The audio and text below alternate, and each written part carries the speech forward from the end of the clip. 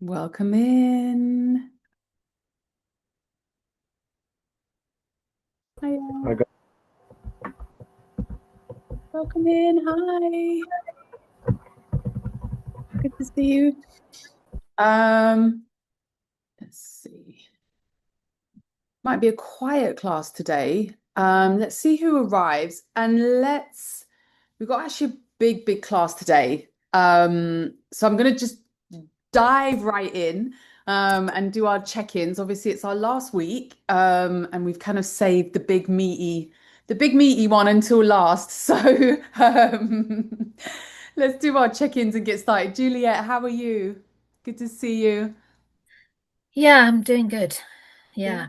Yeah. I've had a lot happening sort of epiphany wise and things shifting and stuff. But one thing I do want to mention just quickly Please. is a big thing Hmm. is that I used to do all things creative. Anything you can think of, I did it. Hmm. Everything, all of it. And then things happened and I stopped. And I would say it's been about 25, 27 years, something like that, roughly that. And I haven't managed to get back to anything at all. And I've tried, but it's been really hard. I've had a terrible block, terrible block. But because of this course and because of the work I'm doing, I've started. Hmm. And I have started embroidery again. Mm. Just a small thing. It's not a big thing. It's a small thing. Mm. But it's been a process because I've had to get the stuff again because I had a few bits, but I needed to get some more, and I needed to then go online and start looking at the training things because I need to remember all the different stitches and how to do them. So I've been doing that. So I'm still practicing my new stitches, and then I'm going to get a new cloth and a new pattern, and then going to start for real. So I'm really, really very pleased. Wow. Oh, Juliet, Yeah. you really made me cry. I'm really feeling really emotional in this moment. Like I just such a big, yeah, feeling in my heart as you say this. Thank you. Yeah, It's a big thing. It's a huge thing for me because the block has been so dense and I've yeah, not been able to move it. But I've just done it, I got the stuff and I just looked at it for a few weeks. I didn't push myself. I just did yeah, the work we're doing yeah, and yeah. it was there and I thought, okay, it's there. So I'm going to take it out of the thing and I'm going to look at it and then I'm going to have a look at thing and then I'm going to just go on and just quickly for like 2 minutes look at a video and then I just built it up from there. Yeah. The blocks are still there, they're still appearing, but Hmm. like you say, I'm just sitting with them Hmm. and moving through them. Hmm. And it's a process, but I'm actually doing it for the first time in a very long time. So that's my start. So that's how I started. Amazing. This makes me over the moon, and I love it. I love your approach. I love the fact that you just didn't dive in or put all this pressure on yourself. That Mm, actually this was just a gentle invitation, and you really did what you could manage to do, and then slowly kind of reconnect with your joy, I want to say, in yes. Yeah. yeah, being creative. Yeah. Yeah, wow. Oh, I'm really emotional. I don't know how I'm going to get through the rest of this class without crying. Oh, I'm sorry. Amazing. Amazing. I mean, Yeah. yeah, what can Yeah. I say? I'm very, I'm Thank very you so chuffed. much. Yeah, I'm really happy to. Thank you, Juliet. Thank Thank you so much. Siobhan, how you doing? Welcome in, Chalana. We're just doing our check-ins. Siobhan, hi. how are you? All good. So for quite a while, actually, I've been wanting to work for myself. I had enough of working for other people. Hmm. This wasn't aligning with me as well. So today, I actually registered my company. So did a nice big thing. I think it's been a good week as well. A lot of progress, a lot of good things happening on my side. A lot of things I've been wanting to make happen. So feeling good. Incredible. Oh my goodness. I am loving this. It's like literally Mercury went direct and everyone was like, right, let's go. Like, like literally. This is beautiful. Well done, you, Siobhan. Excellent. Well Yeah. done. Again, taking that step. It's just one step, one step, one step, one step towards the things that you know you want, that are good for you, that make you happy, that make you joyful, that feed you, that yeah, support you, those things. So yeah, well done for taking that step as well. Yeah, wish you all the best. Good luck with that. Keep going. Thanks. Thanks, Siobhan. Thank you so much. And Alison, how are you? I'm exhausted. My body's hurting, and I think it's just from, well, eating not so great food recently, so I need to change that. But equally, yeah, last week something started stirring. I had my Tai Chi class on the Monday, Mhm. and I'm always like, yes, it's the yin and do it really gently. And whenever the teacher like showed the the yang moves, I was like, oh, I don't want that. And something in me went, yeah, come on, let's bring a bit of that yang in. And then you brought the goddesses in, and it was like, oh wow, hello, this is where we're at. So Carly's come up this week, and I've been trying to, embody her a little bit, and I Yeah. think it's like total like drip titration and going, no, I can chop someone's fucking head off out of that. Just channeling some of that energy, it sounds like. Yeah, Yeah, like kind of completely. getting in contact with something a little bit more spicy, fiery, like intense and energetic. Yeah. Yes, and I Wow. think that right at the beginning when I said, and I think there were some other shares that, it's the boundaries that a lot Mm. of us struggle with, and really you have to be a bit yang to put it in. Maybe, you can say it gently, but no, this is my boundary. So Absolutely. it's something's percolating, something's filtering through, it's feeling good. I'm definitely going to work with the goddesses a bit more. Yes. Amazing. Thank you. Amazing. Thank you, Alison. I'm loving this. Wow. Just incredible. Thank you, Alison. Thank you so much. Um, and Chalana, how are you? Yeah, I'm okay. I haven't got that much to say. I'm just um, I I've been to the dentist. I've had my tooth pulled. I'm looking for somewhere new to live, and I've been doing a lot of bureaucratic stuff. And I'm glad Mercury's gone direct for that reason. Yeah. Other than that I'm just sort of plateauing really. So yeah. All good. Well, there's a lot on the horizon, to be fair. Yeah. You got your tooth done yesterday, right? Yes. Yeah, I did. Yeah. Yeah, yeah, yeah. Well done. We sound all right. So I'm glad that went well. I know that was that was a big thing. So yeah, Yeah, I'm glad that it went doesn't really hurt very much at all, actually. I'm pleasantly surprised, so it's good. good. Good. I mean, it's great. I'm just hearing there's a lot of good things. So let us have a quick, let's do a embodiment. Let's get settled. And then we'll open up. Like I said, it's going to be a big class today. It's a big subject. Um, so let's get ourselves nice and embodied before we jump on in. So as always, I'm going to invite you to, yeah, just soften into your seat.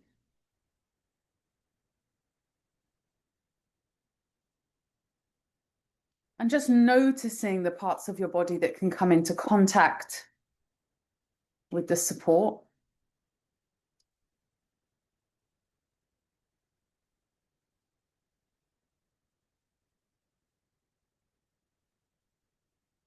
And feeling that energy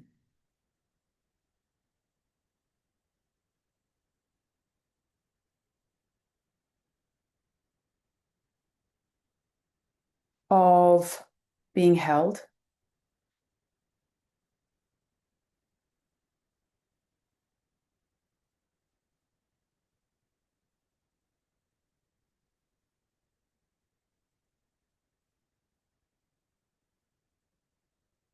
And just noticing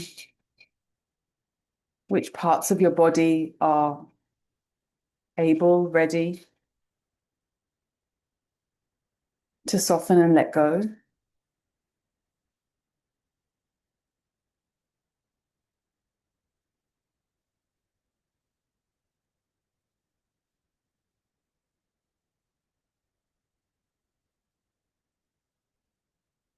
And noticing your breath.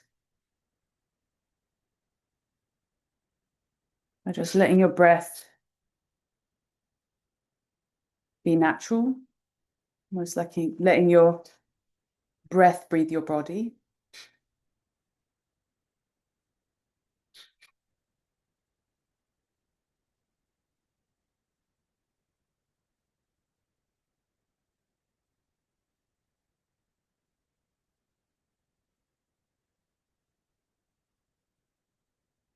I'm just going to imagine now some roots emerging from your body, anchoring you to the ground.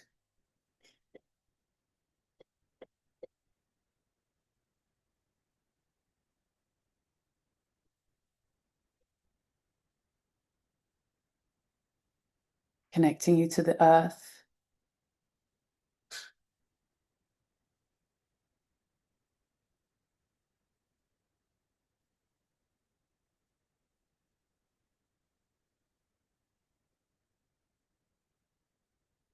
Maybe just taking a moment just to notice any shifts that happen as you start to feel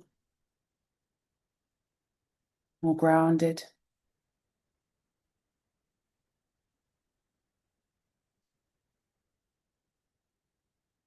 Maybe you can feel yourself land into your body.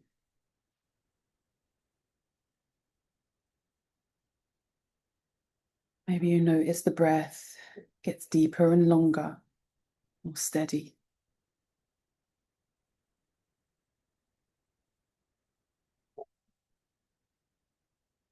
Maybe you notice where shoulders can soften.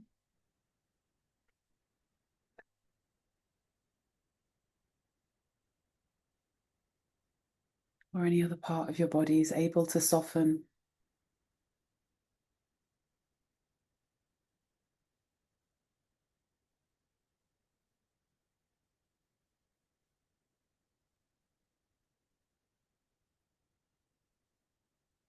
We'll just take a few moments here, just being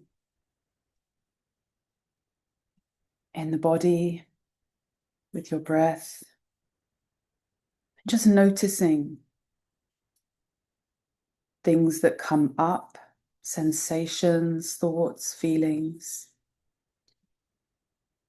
And if you can, just allowing them to arise and then allowing them to pass. So noticing, but letting go.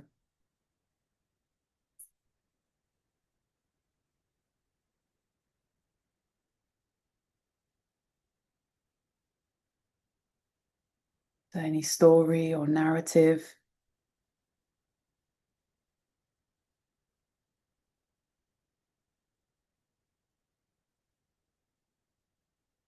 just stay following the breath.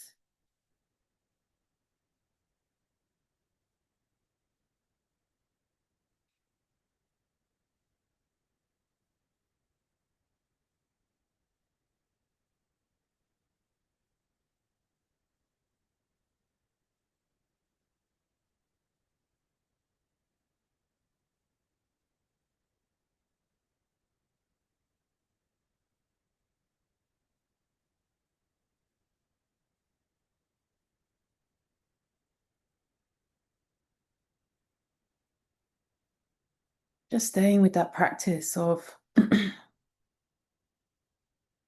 coming back into your body and letting everything come and letting it go.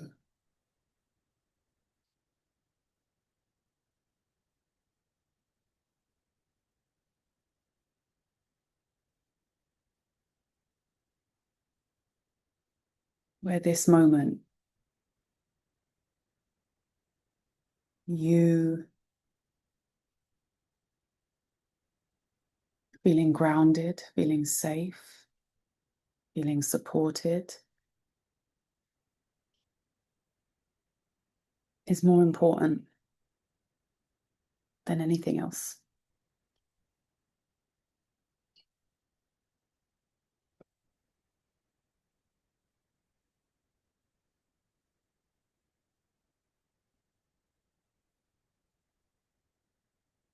Again, noticing what happens in your body when you trust those words.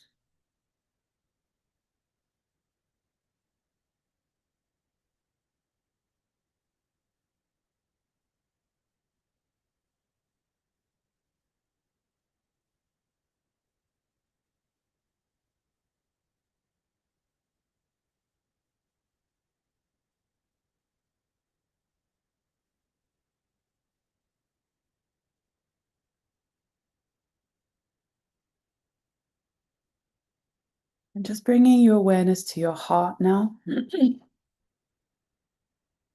Just noticing a ball of light,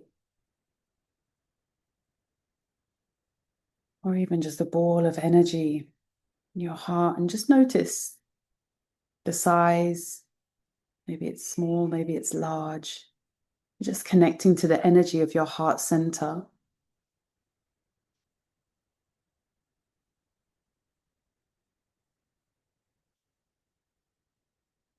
Noticing the quality of this energy. What does it look like? What does it feel like?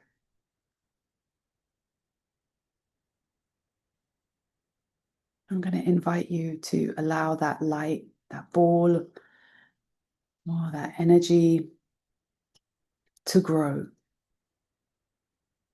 if it wants to. So allowing it to expand.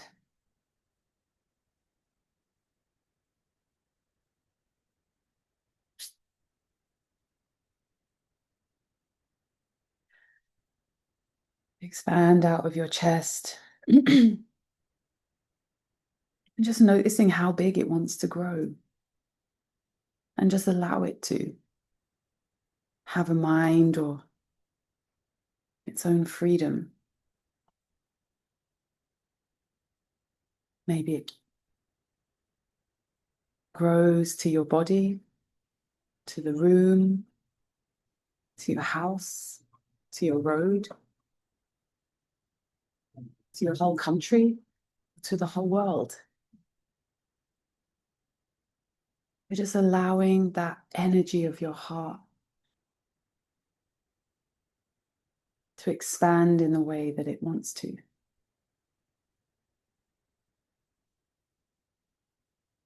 Or stabilize in the way that it wants to.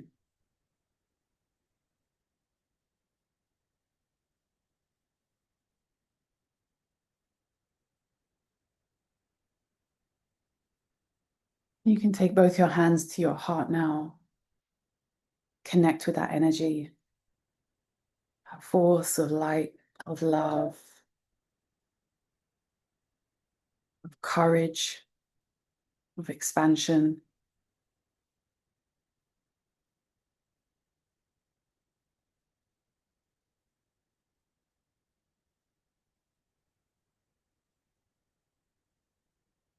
Knowing you can trust yourself, you trust your heart, trust your body.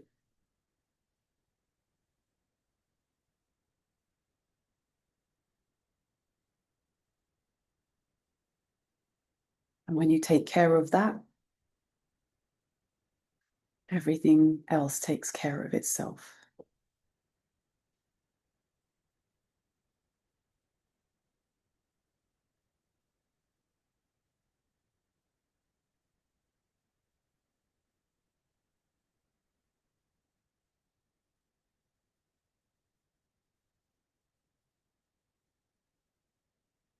And in your own time, when you are ready, you can drop your chin down, relax your hands, open your eyes,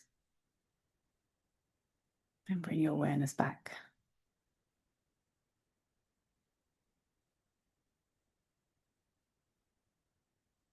Mm. That was really nice. Ah.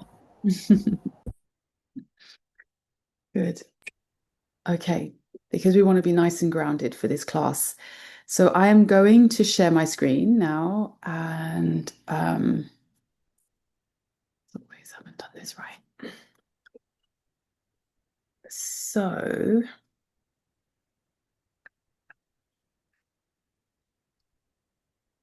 Da, da.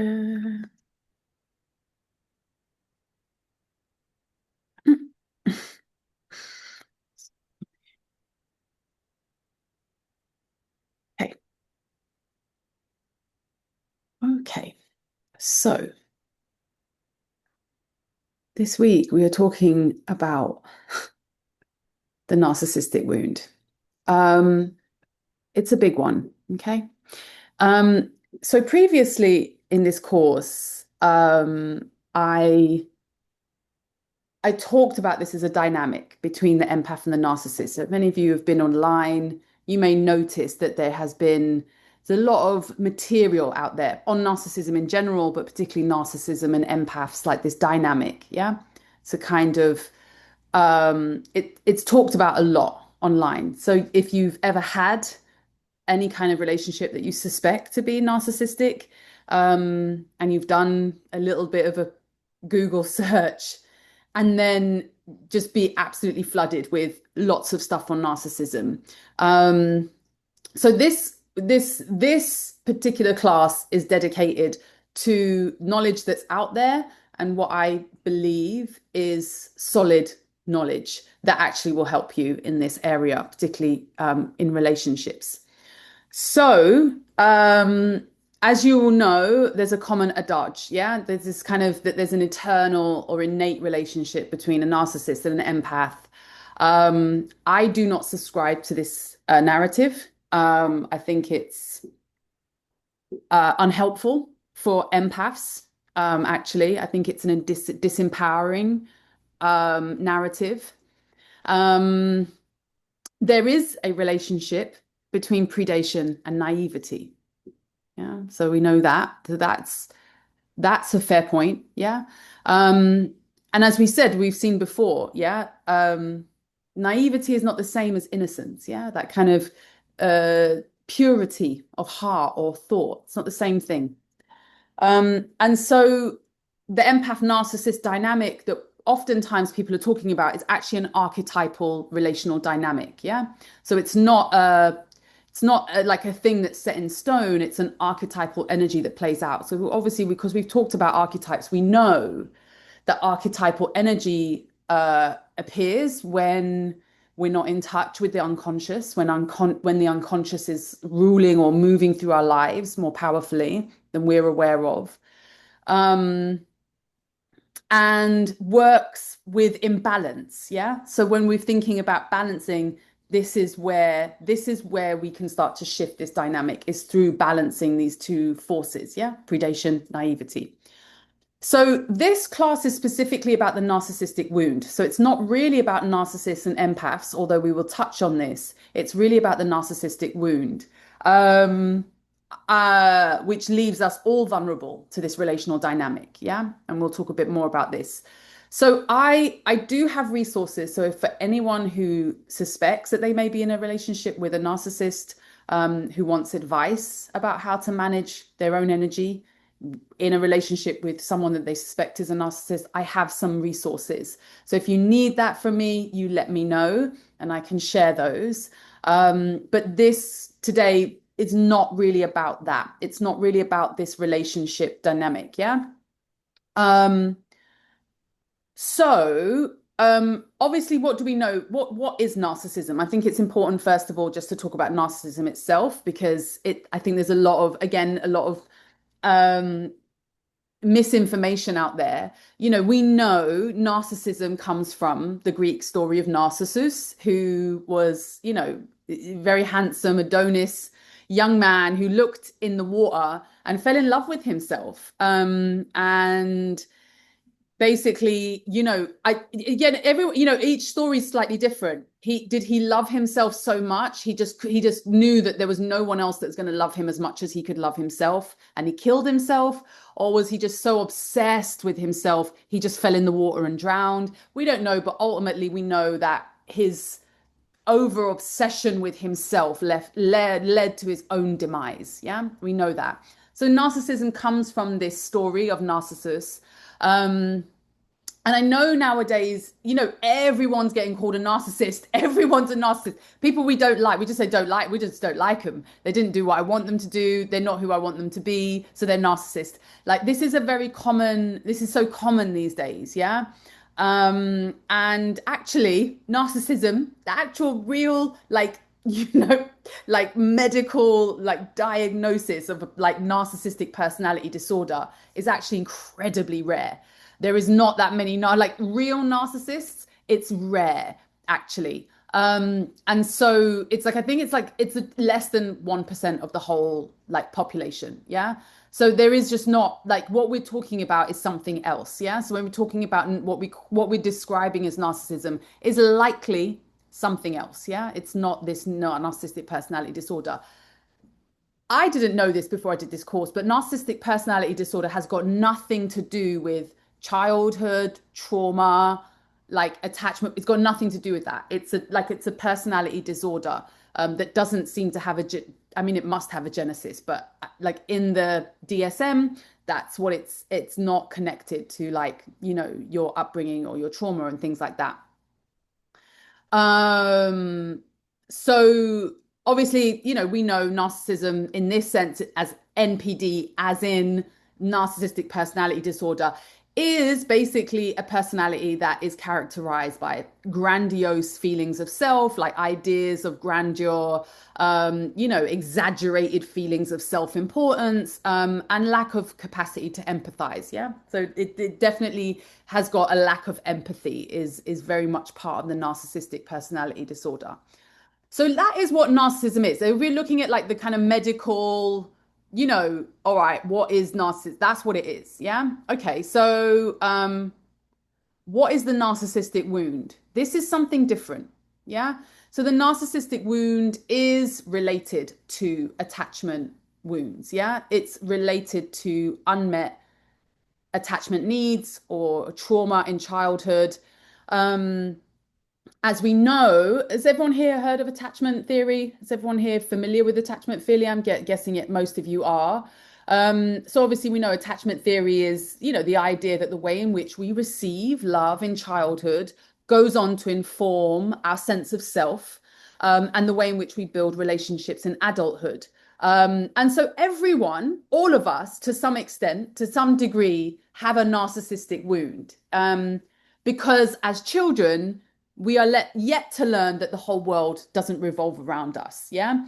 So much of growing up and individuating is starting to realize that the whole world isn't all about us. Yeah. And that is part of how we start to cure the narcissistic wound. So, for example, when we're a child, and an adult does something harmful to us or in our environment that causes us harm, for most part, children interpret that as that must be me. I created the wrongdoing. Yeah.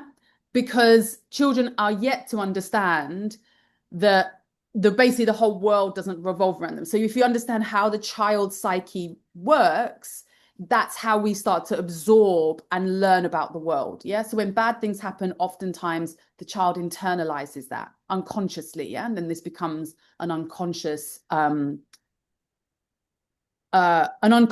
way of seeing the world. Yeah. As we get older. Does this make sense so far? Any questions? Understood? Everyone's following. Yeah. So this is where the narcissistic wound comes from. Yeah, this is the gap. It's where our unmet needs have were when we were children, and then we overcompensate in the world. Yeah, and then create a personality around that belief. Yeah, but it's a faulty belief because it's based upon being unmet. Yeah. We're going to come back to this. So is there more narcissism these days? I mean, so for example, we know that there's something going on in the world, right? We know something's going on in the world, right? Where there's a lot more polarism. There is seems to be a lot more relational trauma, difficult relational dynamics, like difficulty finding relationship, being in relationship, maintaining relationship. Yeah. So, I definitely would say there are narcissistic traits that we see a lot of. And these are some of the reasons that there might be these traits. Yeah. We understand that the currently the society that we're living in, actually, it really does cultivate the right conditions to encourage narcissistic traits. Yeah. So these are obviously social media, online dating. Yeah. The online space, so much of our lives being online means that we are mostly in a world of avatar. Yeah. We're not in real relationship community with people that's real and situated. Most of what is happening, most of us, it's online. Yeah. So this gives us a false sense of self, an avatar online that isn't necessarily connected to the self that's in the real world. Yeah. So again, this is creating a separation between what's real, what's not. Psychopathic culture, I call it. I mean, this could be neoliberalism, hypercapitalism. We could say they're both connected as far as I'm concerned, which is just this kind of idea that, like, consumerism, money, greed can just keep going on and on. There's no consequence. The earth, there's just literally no bounds. Like, there is just, this is not, no one cares. It's just the bottom line. As long as you make money, everything's good. Yeah. It's psychopathic. It's not connected. Again, it's not rooted. Yeah. It's not rooted in relationship. It's not rooted in what's real, as in, like, the earth, taking care of ecological, the ecological needs of the earth, women, children, etc. Yeah, relationships, family. Um, so psychopathic is just, like no compulsion, no empathy whatsoever. Yeah. So this is like a dead, we're not in the realm of relational and relating when we talk about psychopathic culture. Obviously, a disconnect from nature, family life, and small community. This is a big one. Yeah. Most of us living in big cities. It's a very individualistic society that we're living in, very disconnected from one another. Individualism, consumerism, those two go together. Yeah. It's not really, it's just about what you can buy. This is the society, that is so influential at the moment. Obviously, trauma, big one. All of us carry some kind of trauma. Yeah, sorry, did someone have a question? Lynn, did you have a question? No? Oh, okay. Sorry, you just unmuted. So I thought Oh, that's all right. Obviously, pornography is big. How accessible pornography is now. It's a very desensitizing. It's so readily available. So it's desensitizing our sense of humanness, yeah, and obviously attachment wounds.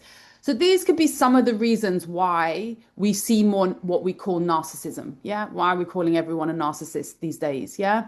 But actually, we really want to get to the heart of it. What is this narcissistic wound? Yeah, because all of this is actually a symptom of the narcissistic wound. Yeah, which is basically an empty hole that you're trying to fill in yourself. Yeah, that didn't get filled in childhood. I mean, we could boil it down to that.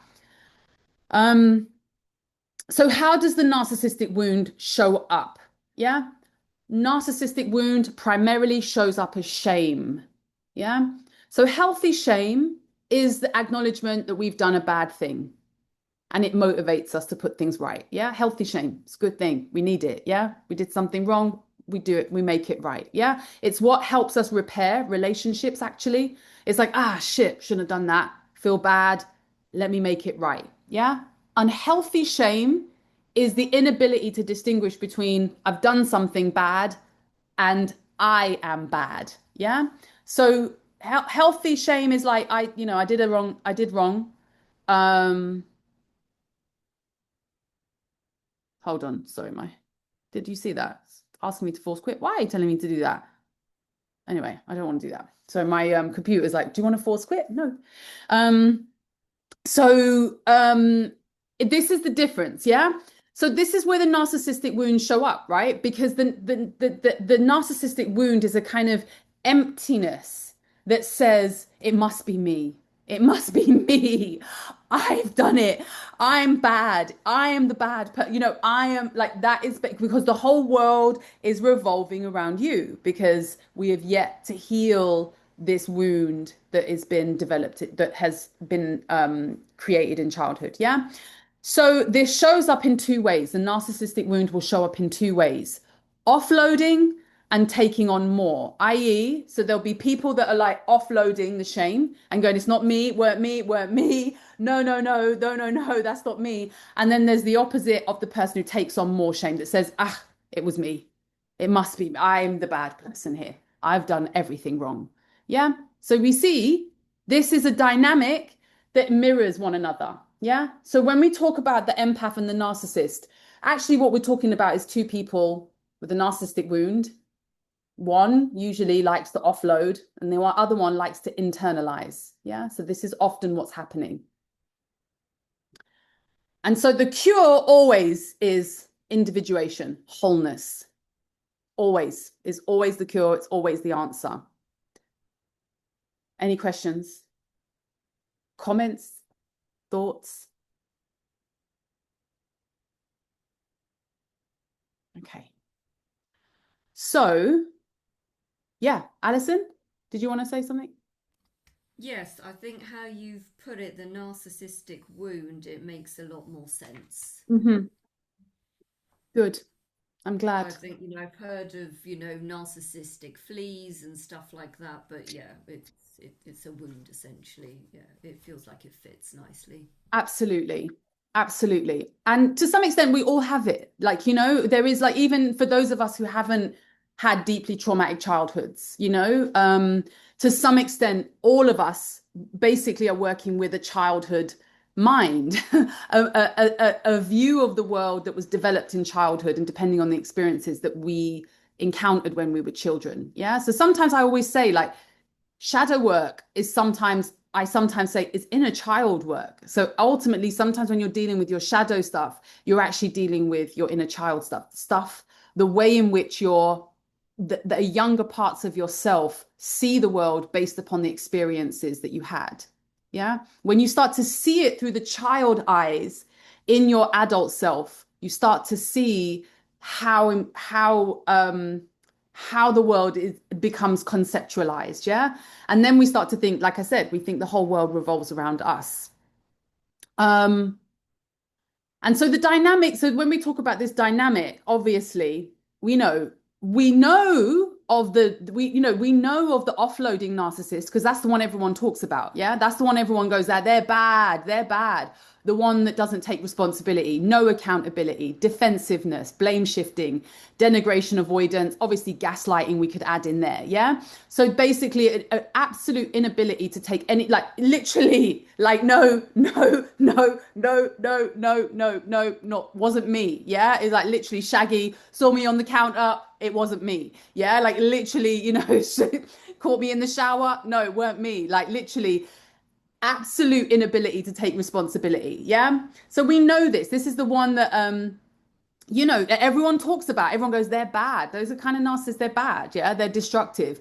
But actually, as the empath, this is why it's more empowering, because this is where we take back power, right? Because the dynamic is inverse, right? So what happens is, as an empath, oftentimes it shows up as the inverse of that, which is taking more responsibility than is fair, taking the blame, caving, collapsing, not holding ground, conceding, over apologizing for things that aren't your fault, apologizing to keep the peace, all of the taking on like that. Yeah. So this is the inverse. Yeah. This is how that it's a dynamic. Yeah.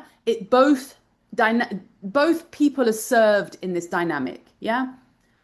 The so-called narcissist is looking for someone to offload on, and the empath is looking, or not necessarily looking per se, it's an unconscious thing, right? But the empath is like, yeah, it must be me. It must be me, right? So this is how it can show up. So what do we do? How do we change this dynamic? Yeah, how do we bring more awareness to this dynamic? Is this relatable? First of all, does everyone have this? Is this feel familiar? By the way, yeah, Julia. So I have familial narcissist growing up. It's still happening now, and it's been happening all my life. So I'm very heavily entrenched in this. very heavily entrenched. Yeah. Yeah. Mm. Yeah.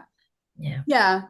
And it's yeah. And this is also gets complicated, right? Because actually sometimes when we're actually needing to take care of ourselves, what you don't want to do is be in this energy of taking care of someone else, which is often also what can happen in this dynamic. Yeah.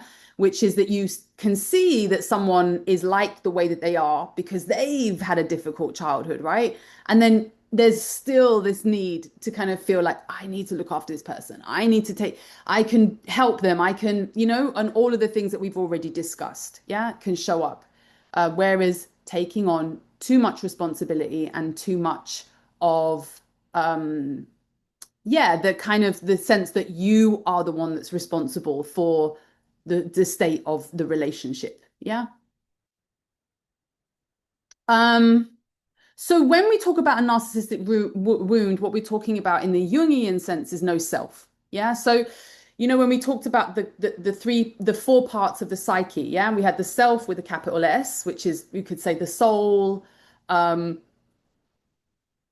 kind of infinite self, the higher self, you might want to say. We have the persona, which is the ego, and then we have the anima and the animus, and then we have the shadow, right? So in a narcissistic wound, the self, the higher self, yeah, the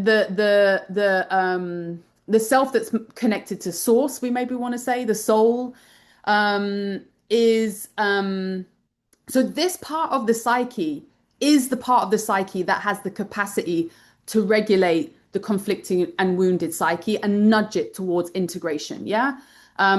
It's interesting. I'm listening to, I love This Jungian Life, the podcast. So I'm listening to one of the episodes where they're talking about like chance encounters. So basically when like sort of big life-changing things happen in our lives, and steer us in new or different directions, or, big tower moments or chance meetings, or, it's really interesting. So they're kind of talking about how essentially there's a part of the unconscious, right, that basically is directing the scene, right? And our ego, like our conscious, our persona, our ego, finds that really challenging. Yeah. And so this self is the part that will nudge, like, basically all of the fragmented parts of ourselves towards integration. Yeah. So either that is through, I don't know, like they were saying in this podcast, like, chance encounters where it might be like picking up a book, going on a course, meeting a certain person, or a particular relationship, or whatever it is, these kind of events that happen in our lives that basically throw up something for us to learn or grow. Yeah. It's an invitation. The higher self will recognize that. Yeah. The higher self, the part of us, there's a part of us that will recognize that opportunity, recognize the opportunity that's been presented to us. Yeah.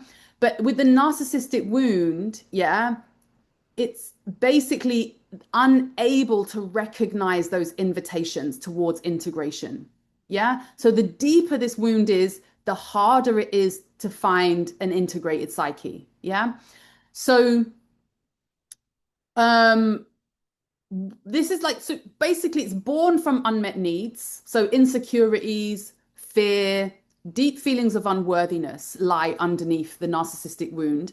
And the shame around that is what makes it harder to heal. Okay.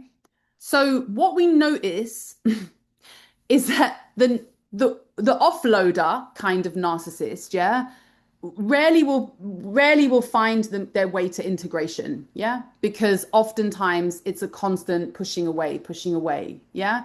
But equally on the other side of that, the empath has a difficult task as well to do the opposite of that, which is take on way more. And again, shame is the key here. Yeah. Is the kind of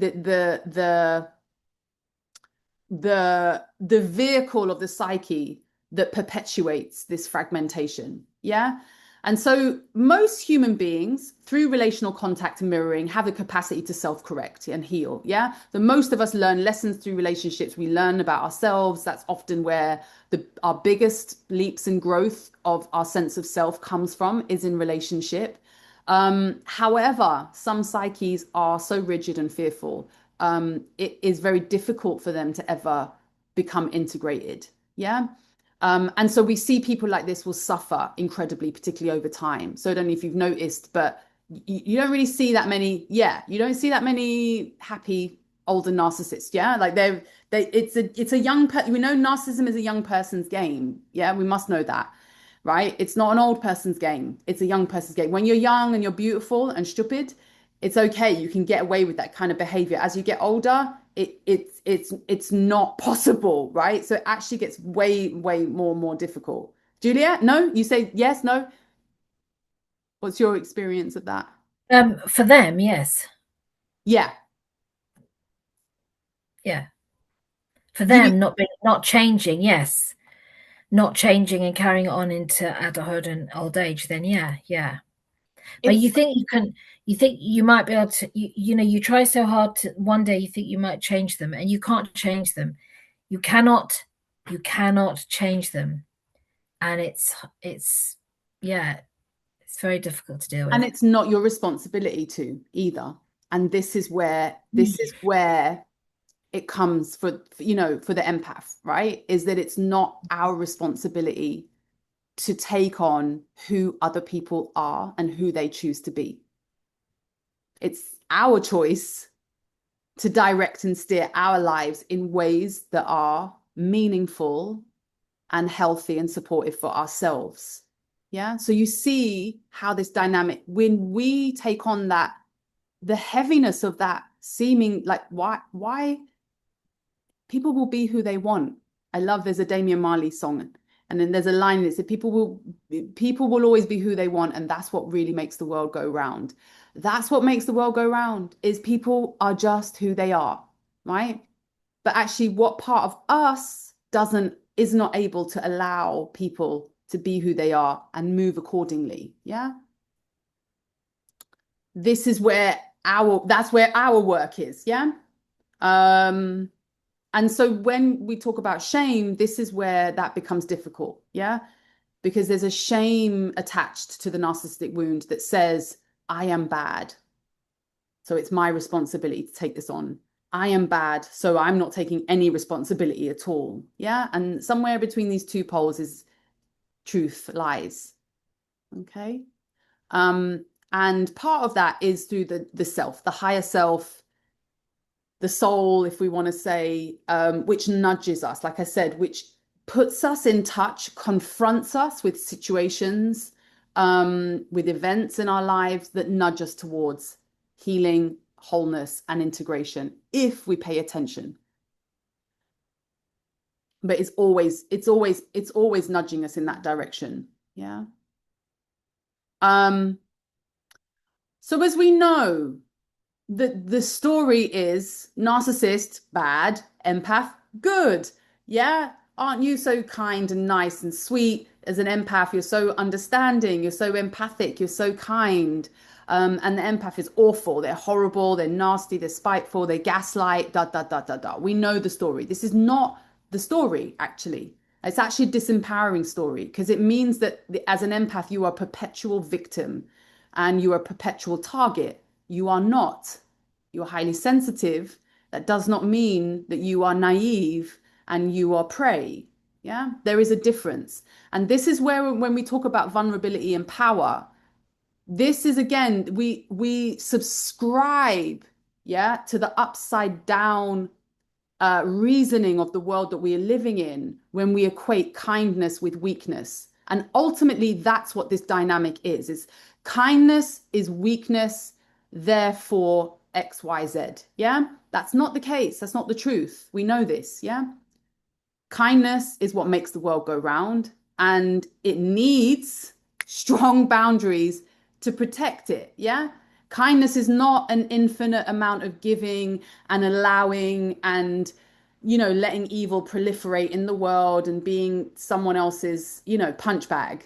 Yeah. That's not what kindness is. I know it's sometimes conceptualized that way, but it's not that. Yeah. And so when we are being kind in situations that are not kind to us, the empowering question is, why am I doing that? Yeah. Why am I doing that? That's where the question really is. Not in why are they doing that? Why they can do what they want. Why are you doing that? Why are we doing that? Why do we put ourselves in those positions? Yeah. So actually, when we start to see that this is a mirror, then actually the narcissistic dynamic, empath narcissist dynamic, actually is the vehicle for the biggest leaps and growth you will ever take. The biggest opportunities to do deep shadow work and find deep empowerment actually becomes a mirror for empath's personal growth. Yeah. If you take the mantle again, if you answer the call, the hero's call and the hero's journey. Yeah. And understand what this moment is actually asking. Because like the narcissist, the empath also has a no self. Yeah. It's a mirror for the narcissistic wound. Yeah. Juliet. So one of the things I've been experiencing over the last, say, 5 or 6 years with my situation, many people have, is I have realized how pleased I am to be who I am. Mm. And I have vocally said to this person as much that when they're doing what they're doing and I'm reacting or not reacting, how pleased I am that I am me. And I am not going to let their behavior change who I am. Yeah. And I've always felt when I've been going through situations of intense bullying or whatever it is, wherever it is I feel very strongly that I need to stay true to myself. And it's very hard work and you have to really dig deep. But I don't know, for me, it's really important that Yeah. I'm not going to be changed or sullied by these people's Yes. appalling behavior. Yes. And whilst it hurts and whilst it's difficult, whilst it is fairly destroying, I still remain who I am. And at the end of the day, I'm really pleased that I am who I am and that I'm not them. Yeah. Yeah.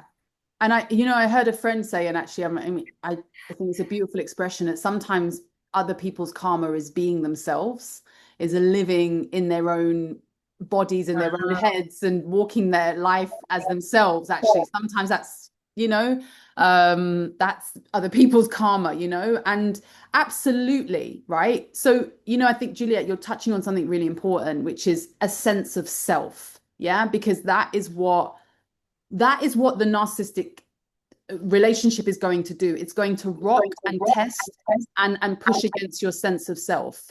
And it's going to create a lot of doubt, a lot of confusion. And that is the whole point, is that it is a kind of test almost of like, do you know yourself? Like, can you hold yourself? Like, are you in your body? Do you know who you are? Like it really is that, because obviously in the empathic narcissistic dynamic, it's usually the empath that is internalizing, yeah, that's kind of going, oh yeah, it's me, like I'm the one causing all these problems, etc., etc. Yeah, even if you're being bullied, like you said, like gaslit, abused in some way, emotionally abused or neglected, that there is a way in which what will happen is that the narcissist will deflect and somehow insinuate that actually you're the problem.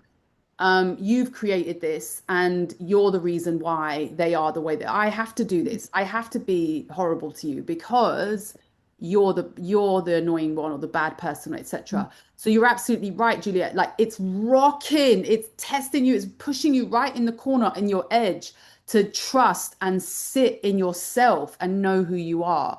Yeah. And in a way, that's exactly what this relational dynamic is meant to do.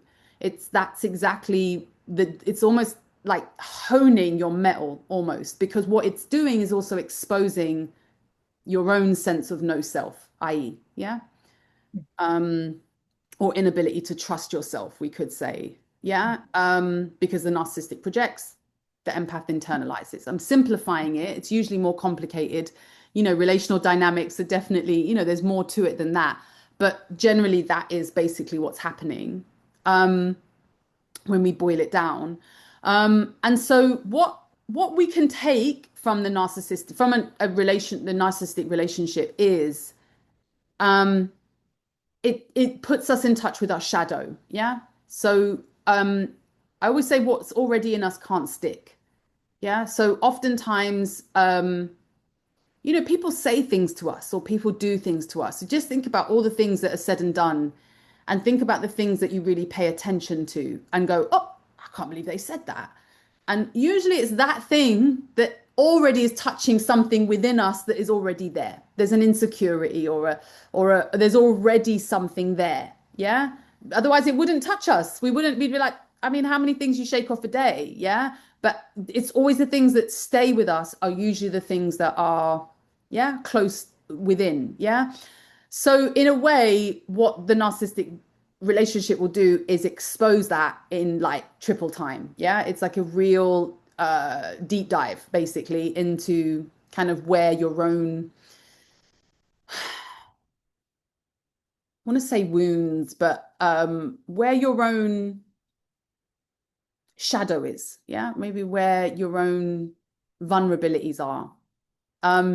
And so this is an opportunity, and this is beautiful what you say, Juliet, as well, because it's like you have that access, yeah, to nurturance, to empathy, to love, to care. Yeah. It's almost an over proliferation. Like it's almost too much love, too much care, too much, you know what I mean? It's not too much, but you know what I mean? It's like that is what you have in abundance as an empath. Yeah. And the lesson is when to pour that into yourself. Yeah. So actually, the narcissistic mirror is actually an invitation to tend to those parts of yourself that are being activated in this dynamic. Yeah. So it shows up where you've neglected yourself, where you've disowned parts of yourself, where where you've been vulnerable to these kinds of relational dynamics, and it's an invitation to basically nurture yourself more deeply. And so I say this, the narcissist will always mirror back at us the ways in which we need to find ourselves back to love, like find our way back to love. Yeah. Because it's a lack of, it's a kind of hollowness. Yeah. It's an emptiness. It's a lack of self. So actually it's always the invitation to get back to self, if that makes sense. It's a mirror for that. And I say, it's the end of naivety. It's not the end of innocence. Innocence and naivety are not the same thing. But naivety is a kind of willful believing in fantasy, and that's what gets shattered within the narcissistic dynamic. Yeah. So it's a watershed moment where we are acquainted with darkness. And that naivety is, suddenly it's like, hey, get real. There's people in this world and they've got no scruples. Yeah. And we have to be aware that we have to recognize that. Yeah. And it's an opportunity for us to sharpen our own sword. Yeah. So it's not the end of innocence. It's not the end of beauty and love and joy and kindness and all of the beautiful things that you hold in your spirit. But it is the end of willful naivety, yeah, of sharing that with energies that cannot reciprocate, hold, recognize, yeah. And so when we are acquainted with darkness, we have to grapple with the darkness within, always. Yeah, so when we project and we say, oh, it's that person, they're bad, they're bad, they're bad, that might be true. Yeah, they may have been a bully, nasty, gaslighty, emotionally abusive, neglectful. All of those things are true. Yeah, but it's also a mirror for us. And if we do not take that mirror, then actually we lose an opportunity for deep growth and empowerment. Yeah. And not in a way that is about blaming ourselves. Yeah. So I also want to make a distinction here. This is not about you blaming yourself because you've ended up in XY dynamic. Yeah. It's not a thing of, oh, you must be. No, because that is a symptom of your own shame that says, I am bad. It was me. It was me. It's not. It's an opportunity to love yourself more and love those parts that are vulnerable to those dynamics. Does that make sense? Do you understand that distinction? Yeah. Any questions, thoughts? I know it's a big one. It's a big one today. Okay, so it's heavy, no doubt. So I want to talk about Women Who Run with Wolves, Clarissa Pinkola Estes. Has everyone heard of this book? Has anyone read it? Anyone here read it? Yeah. Heard of it, but not read it. Yeah. This book is like, I feel like this book should be given to like every, I don't know, 16-year-old girl. Like, like I just feel like yeah, in fact, every person should read this book. Yeah, it's an incredible book. So Clarissa Pinkola Estes is also a Jungian analyst. And she uses fairy tales in this book. It's like a kind of analysis of fairy tales, and how we can contact the power of the wild woman within, which is really interesting. So there's something that's going to come up, Juliet. I want to come back to what you were talking about, and actually you, Alison, as well. We're talking about kind of contacting your fieriness or your creativity. Yeah. So this is our life force. Yeah. So where there's no self, there's no life force, there's no creative spirit, there's no action. Yeah. So this is actually a sign that actually the blood, life, sensation is coming back. So I wanted to look at one of the stories, particularly in this book. So she has a story called Bluebeard. Has anyone heard of this story? Does anyone know about Bluebeard? Heard about this story? So one of the first stories in the book is incredible, by the way. The intros are really quite hard. The intro's like quite impenetrable. It's difficult read, but once you get into the book, it's actually incredible. It's life-changing, in fact. So one of the first stories she talks about is Bluebeard. Yeah. So this is a perfect depiction of this dynamic. Yeah. So, we've talked about myth. We've talked about archetypes. So this is how we start to use the fairy tale to get into, these like kind of archetypal patterns, I want to say. Yeah. So Bluebeard, let me tell you the story. So there is two beautiful young sisters, and they are eligible to be married. Yeah. And there's Bluebeard. He's a rich man who lives up the road in a beautiful, incredible mansion. And he comes to the two sisters. He comes to the mother and he says, "Hey, I want to marry one of your daughters. Can I marry one of them?" And so anyway, this happens many, many times. He wants to marry them. And the girls are like, nah, man, I'm not feeling, I'm just not, like, he's not, like he's got a blue beard. Like he's called Bluebeard because he's got a blue beard. Yeah.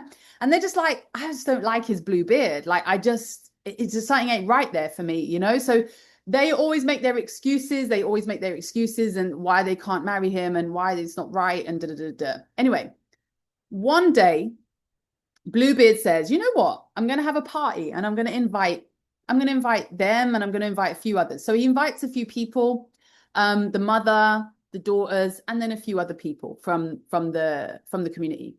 And they have a wonderful day. Yeah. He splashes the cash. Basically, they are drinking, they're having joy, they're having fun. He takes them places they've never been. He basically smooches and woozes that, like, basically they have a great day. It's fantastic and it's fun. So by the end of the day, the two sisters say to themselves, well, he's not that bad, actually. Like, he's all right, actually. Like, he seems like a cool guy and, really looked after us today. And we had a great day and we had lots of fun. And he really, he made us have fun. So inevitably, one of the sisters says, I will marry him. So she was like, yeah, actually, I could marry him. I can do this, So anyway, one of the sisters, she marries Bluebeard and she goes to live with him in his beautiful mansion. And basically, they live happily ever after. So there is a story of like, oh, Bluebeard's had a few wives. Yeah, so he's had a few wives, but no one knows what's happened to all the wives that he's had. Yeah. So we're aware that he's like, so I think this is in the beginning of the story when they're like, he's got Bluebeard, and he always seems to have a wife, but they disappear. Yeah. Anyway, we don't ask too many questions. So anyway, one of the girls are in the house, and the wife now, Bluebeard's wife now, is in the house, and Bluebeard needs to go away for business. So he says to her, my darling, here are the keys to the house. You have every key to every room. It's your responsibility now. I'll be away for a few days. And, invite your friends over, have a great time, like have a great day. Like, I want you to enjoy yourself. Like, you can do this, do that, go here. You can do everything you want, except the one thing you cannot do is open that door in the basement. Yeah, there's a door in the basement. There's a key here. Do not open that door. You can go in anywhere you want, except that one. Okay, so he goes off to work. She invites all her friends round, and they're squealing. They're like, everyone's very excited for her. Oh my God, look at you live in this big mansion now. Oh my gosh, like, there's gold plated taps. There's like, oh my goodness, look at your clothes. So everyone's very excited. They've got nice food. And then they're opening all the doors. They're, going around the whole house. And then they notice there's one door that they can't go in, and they say, oh, look, can we go into this door? And then the wife says, no, I've been told I can't go into this door. Yeah. And they're like, why not? That's like, why? And she's like, well, I don't know. He just said I can't, and they're like, yeah, that's silly. You should just open it. You should just go in there. And she's like, no, I can't, I'm not going to do that. I respect him. He said no, and I'm not going to do that. So anyway, they have a beautiful day. The friends go home, and the wife is at home, and she says to herself, it plays on her mind, what is in that door? Why can't I go in there? Actually, maybe they are right. Maybe I should go and have a look in there. Maybe. So obviously curiosity gets the better of her, and she goes and opens that door. She opens that door, and what does she see? She sees the bodies of his previous wives. Yeah. She drops the key, is in shock, and there's blood everywhere. There's blood on the floor, and it's just a scene of misery and death. So she drops the key on the floor, gets up, and basically locks the door behind her, and is in a lot of shock. And she notices that there's blood on the key. So where she's dropped the key, she's dropped it in the blood, and she has to wash it off. Yeah, because he's coming back. So she goes to the basin and washes the key. No matter how many times she washes the key, the blood won't come off. The blood won't come off. The blood won't come off. Anyway, he comes back early. Honey, I'm home. And he's like, how have you been? How's everything been? Everything's been fine. Okay. She gives him the keys, and he notices that there's blood on one of the keys. And he says, you went in that room, didn't you? And she said, no, I didn't. And he was like, yes, you did, because I can see that you've been in that room.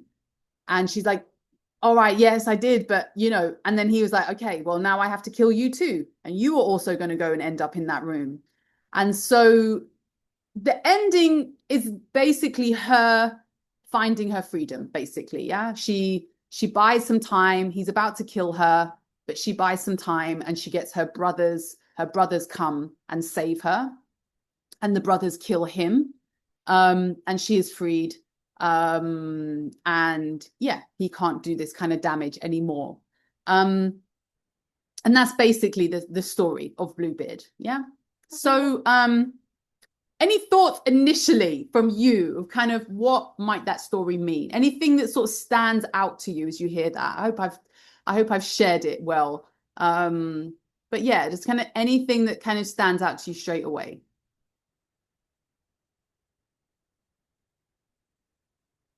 Okay, so so let me point you in the right direction. Yeah, so there's some things that are really, really important. Yeah, so understand this is how myth works. Yeah, there's the story, and then there's the meaning behind the story, and each of these meanings have something for us. Yeah, in our lives, in an archetypal way, not in a literal sense, but in an archetypal sense. Yeah, so for example, listening to our first intuition. Yeah. Oftentimes you would have got an instant hit. Mm, mm, mm. You knew it from the gate, and then you told yourself, no, maybe I can actually, maybe I can, and then we've tried to fit the square into the circle. Yeah, we tried to do that. Yeah. So oftentimes when we are in these encounters, our intuition is speaking to us. We are not listening. Yeah. Willful naivety. Yeah. So this is when the signs are there, but we're dazzled and compelled. Yeah. It's a very bad combination, Clarissa says. Because when the ego wants to experience paradise, but it's combined with naivety, this makes us willing victims for the predator. Yeah. So it's basically where we willfully give over our own intuition, instinct, sense of self over to the achievement of some quote unquote paradise, some kind of promise that we know deep down is not real. Yeah. Like deep down, we know you don't get something for nothing. Yeah. We know that. Right. So it's a kind of willful naivety. We willingly collude. As we know, women in general socialize very early on. Be nice. Be nice. Don't make it pretty. Yeah. So this is where we are actually socialized into overriding that instinctive force. Most of us are born with that. We instinctively know what's good, what's bad, what's right, what's wrong. We know it, but we are socialized out of it. Yeah. And actually this socialization is what we need to reconnect with, because it is this instinctive force that is there to protect us. It says, I know what's good for me and what isn't. I know what's right and what's wrong. So where does the doubt come? Where does the questioning come? The self-questioning of like, oh, it must be me, or should I have? And maybe it was, all of this kind of thing. Yeah. As you know, a life-negating force. So, Bluebeard represents a life-negating force. We could say the narcissistic wound. So life-negating, it means there's no self. There's an emptiness. There's a hollowness there. Yeah. It will only serve to diminish your life force. That's all a life-negating force can do. It will suck your life force dry. So the more time spent in contact, the harder it is to leave and disengage. Yeah. So that is why when we talk about narcissistic abuse, etc., that is why it has such an impact, right? Because it's not just that it's difficult to leave. It's difficult to leave because because what's happening is your life force is being sucked dry. Yeah. And then we doubt ourselves. So then we have less instinctive life force, less contact with our intuitive, instinctive self. Yeah. So we must protect that with everything that we have. Yeah. That is very, very important. Looking in the forbidden rooms is both destruction and freedom. Yeah. They're both sides of the same coin. So it's the destruction because we're faced with the thing that we really don't want to see. We don't want to believe. Again, really like confronted with with our own willful naivety. And also freedom. Yeah. That actually, okay, this does not have to be my fate. Yeah. This doesn't have to be my story either. Yeah. So it's a destruction and a freedom at the same time. Any questions so far? Is everyone following? Does this make sense? I know it's a lot. Yeah. It's a lot to take in.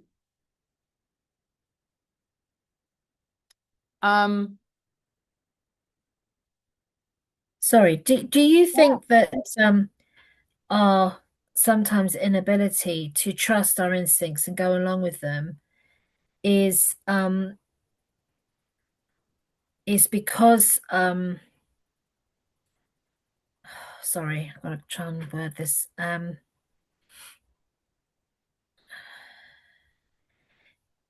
Because of the narcissistic wound that we already have, means that we don't trust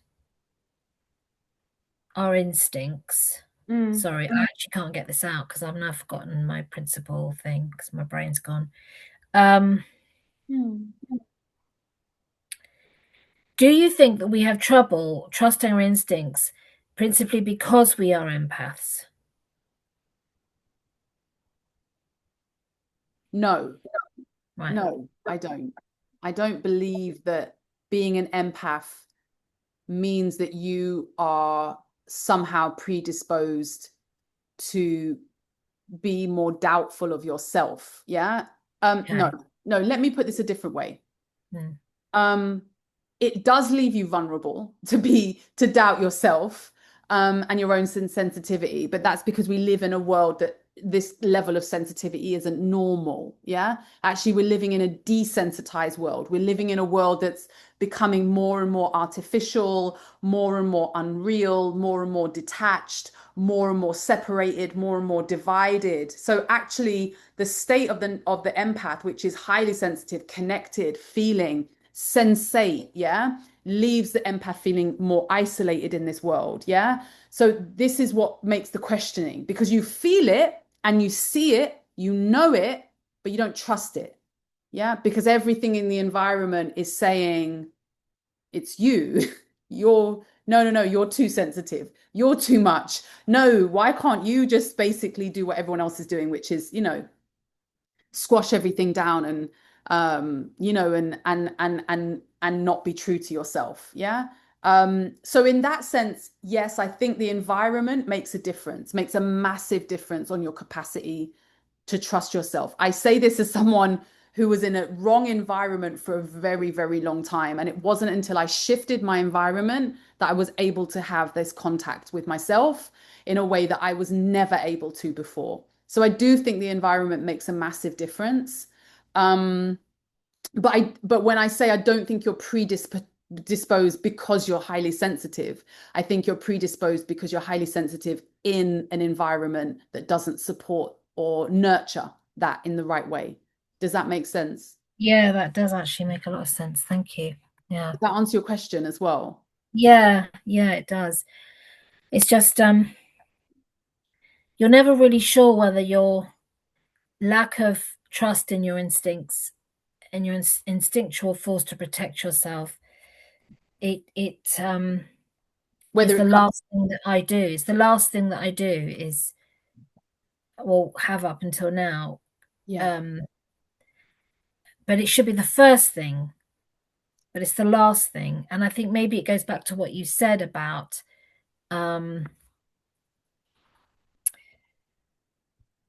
that we don't feel worthy enough, and that we should just try and conform and not let these things get in the way of things. yeah, And you think, oh no, but it's really damaging. It's so damaging, and it can go on. You can create this horrendous situation in this awful environment, and it can go on for like decades. And it's only, as you say, when you come out of that environment that you think, my God. yeah, yeah. And like I said, the longer that you stay in those environments, the harder it gets, the more disconnected from yourself you find yourself, and the harder and harder it gets to leave or to trust yourself, it usually has to get to some kind of critical or, like conundrum, like, before, before you're able to contact that courage. And, you know, oftentimes, and I think this is relevant as well, just this next point is that oftentimes when we're in those situations, there's a promise, there's a kind of carrot that's dangled, yeah, that says, hey, play the game, do what I'm asking you to do. And at some point in the future, this will be good, or this will be yours, or things will improve, or so there is oftentimes it's with a kind of like a kind of promise of later down the road. Yeah. And so again, it's the naive part of ourselves, it's the naive part that says, if I collude with this, my deeper wishes that I want will basically, come true. While this person is obviously planning your metaphorical murder. Yeah. Yeah. And And it is that part, I do believe that naive part is a part of us that negates our own responsibility to ourselves. And I suspect that it's something to do with that attachment wound, yeah, which is a kind of like needing for someone else to do it. Because if someone else does it, that represents the kind of like, I think there's something in the unconscious or the childlike mind that says that's constantly looking to resolve that.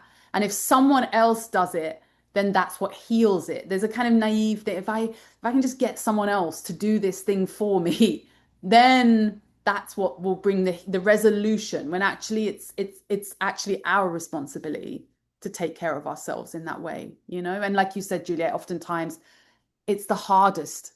It's the thing that you think of the last. It's like literally, you know? And again, we have to ask ourselves why that is. Yeah, that is our work. And it's a difficult one. It's a sticky, icky, difficult one. It's painful, actually. But so much healing can come from it when you are able to pour into yourself what has up until now you found difficult, like you said, to choose yourself, you know. But sorry, I have something. No. Sorry, it's a big subject for me, so I apologize to everybody if I'm asking No, too. don't apologize. Yeah, of course, please.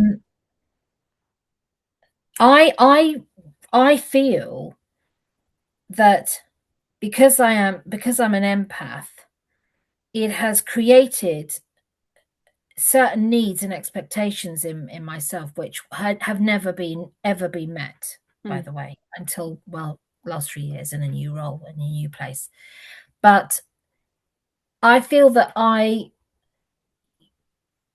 like you say, I have to take responsibility, but I feel like it has been a weakness. I feel like it has been a weakness for me because I seem to have all my life been surrounded by people who have got high narcissistic tendencies, if not full-blown narcissists, and surrounded my whole life.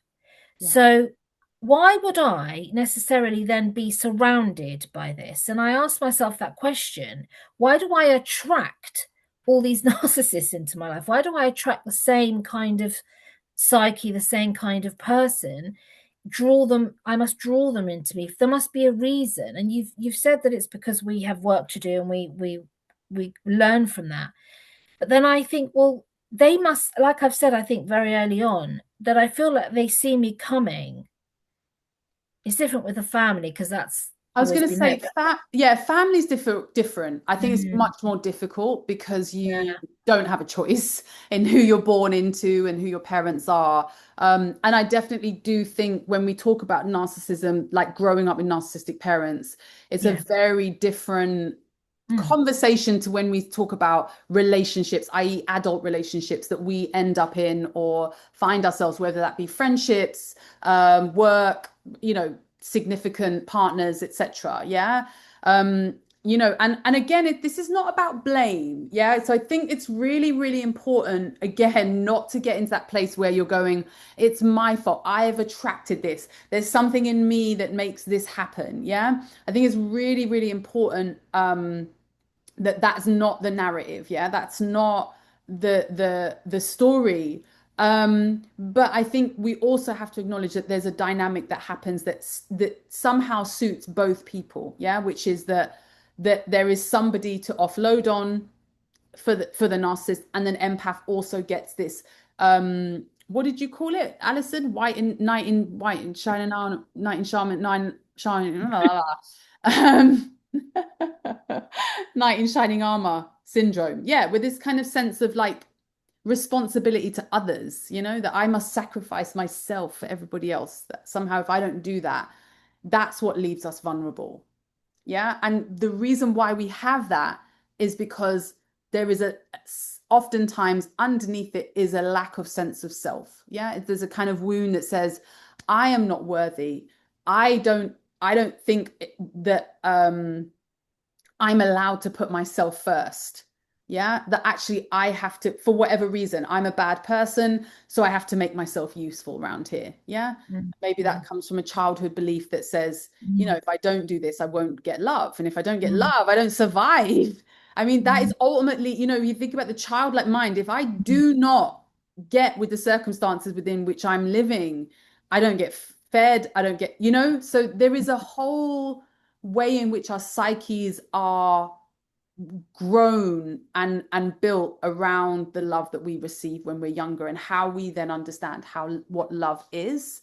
And if somewhere along the line that we have internalized the idea that we're not really worthy, and that actually how we become worthy is by making ourselves small, or by making ourselves useful, or by making ourselves constantly put other people's needs first, or meeting other people's needs, that oftentimes that's how we then feel a sense of self. Yeah, like okay, I'm needed here, this is how I gain love, this is how I, you know, rather than, I can just be myself, and I can be who I am, and know that I'm also worthy, or like that's possible. Yeah, does that make sense?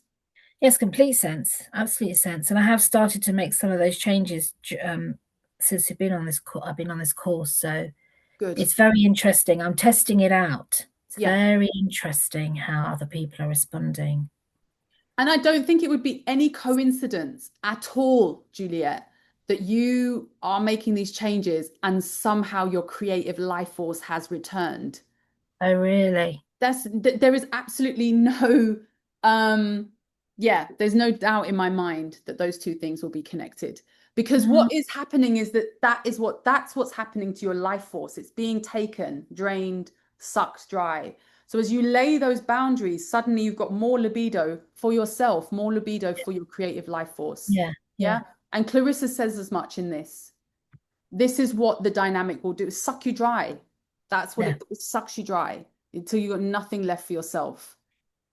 And again, and like you said, other people's reactions is very interesting. Yeah. So a life negating force will always discourage you from accessing the tools that will benefit you and your liberation, i.e., the key that tells the truth, the key that reveals the truth. Yeah. In the story, he says, don't open that door.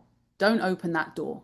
Yeah. So this is also how, again, we willfully, I mean, how many times we've been in relationships where, things were promised, people said they were, we can tell, there's was it Angela, Maya Angelou quote where she says, don't believe someone who hasn't got a shirt on their back trying to sell you something that they ain't even got. Yeah. But we willfully believe it. Yeah. Like you can see someone you see, yeah, with your own eyes. How are they promising me this? They haven't even got it for themselves. But willfully, we want to believe that. Because if that's true, then, there's a whole story that sometimes we make up to make what Clarissa says, the grotesque, the ugly, beautiful. Yeah. And that's what this life negating force will do. It will disconnect you from your own knowing, that own connection to truth. But then you have to be courageous enough to be able to face. And what we're facing is not really that this person is bad and awful. Really, it's sometimes what we're facing is our own willful naivety, our own willful need for whatever reason, and there'll be different reasons for each of us. There'll be different individual reasons, but there will be a willful colluding. And again, this is not about blame. It's not about, it's your fault, you're attracting these people. It's more about understanding the dynamics so that you can shift it and remove yourself from situations that are harmful. I think also it's about, for me, sorry everybody, I really do apologize, but this is so personal to me. It for me, in a word, is allowing some silence, allowing a gap of silence between what you being you and what you're saying, and then their reaction and how they're reacting is a silence. That's the only way I can articulate it at the moment, which is what I'm working with at the moment with various people. Is not filling the silence, not filling that gap. Very hard. So I'm now starting to try and do that. And oh my God, I'm having to nail myself down. I did it on a phone call and I was like, don't speak, don't speak, They have to be able to sit with the information you've given them. They have to sit with it. It's theirs. It's not yours. They have to sit with it. Don't try and help them sit with it. Let them sit with it. And I was having this whole conversation with myself.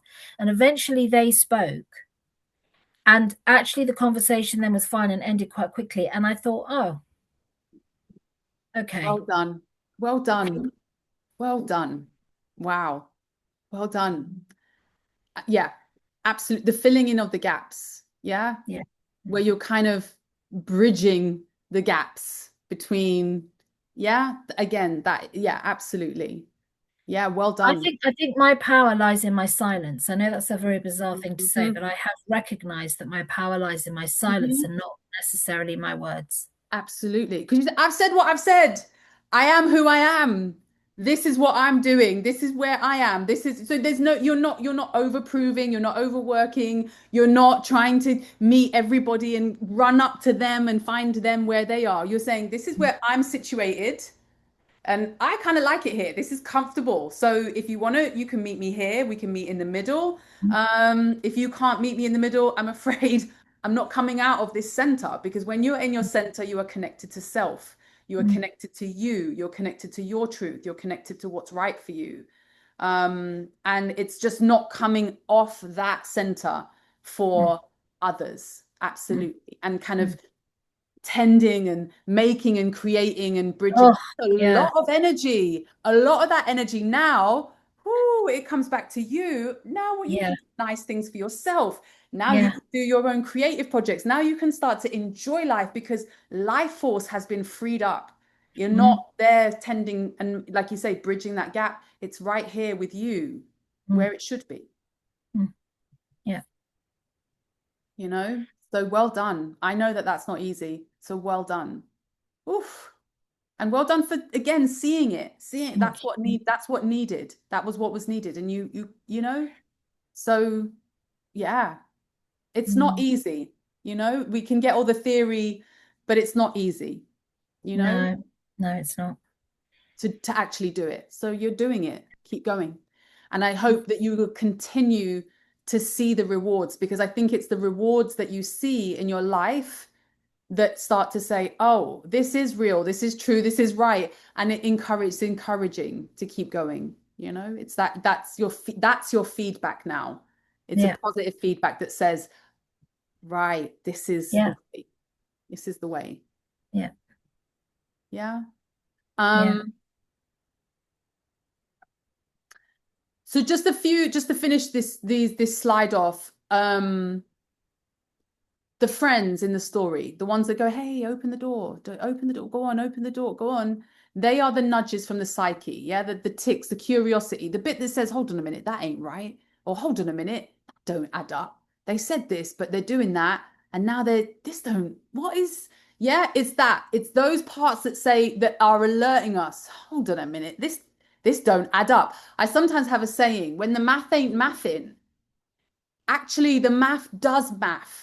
It just means that there is a piece of information, knowledge, or truth that is not available to us. Yeah. So we say in situations where something don't add up and you're like, this is curious. Yeah. I always say it definitely adds up. Yeah. Somewhere this adds up, right? But it's where you can't see it, right? And oftentimes it's the place where you don't want to see. Yeah. Oftentimes, particularly in, close relationships, relationships that are built on our willful naivety. Yeah. To believe that people are one thing that they absolutely aren't. It's very difficult to look that in the face. Again, the bleeding represents the devastation. Yeah. They're like, the loss of a life once promised. Yeah. The truth of who someone is. It's very difficult, particularly if we love someone, once it's seen, it can't be unseen. Yeah. We can't undo the unseen. Nothing's the same again. And so,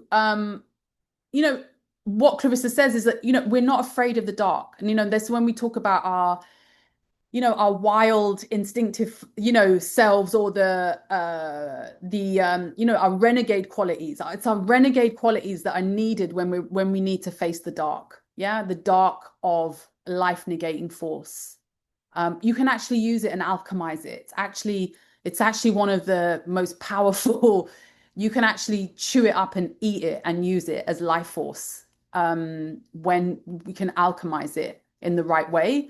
And this is where I think I've heard it being said, like, dark empaths. I've heard people talk about it. I don't know, I've heard dark empaths. I've heard of this, but I'm not really into all of that. But it's the idea that actually you can use this darkness, this energy, this negation of life.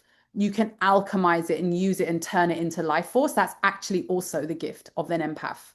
And it's actually a lot of where your power can lie, if you're brave enough to look at it, look at it in the face.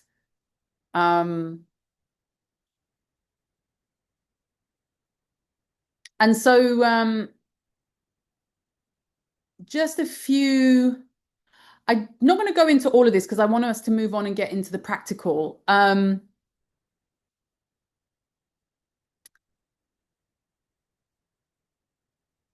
I just want to see which one. I'll share these with you anyway.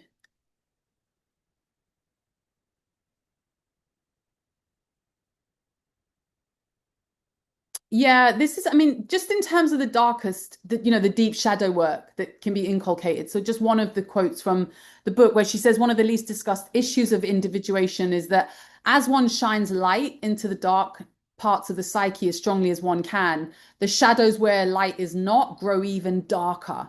So the deepest work is usually the darkest. Yeah, so sometimes that can be quite comforting to know. You're like, oof, you really are in the deeps of the darkness, right? It's kind of a good sign. It kind of means that there's a lot of work that's already been done. You don't really touch those parts until like a lot of work has been done. So again, it's not a sign that actually something's going wrong. Like sometimes you're like, it must be me. I'm doing it wrong. Actually, it's probably a sign that actually, something's really coming up to the surface for healing.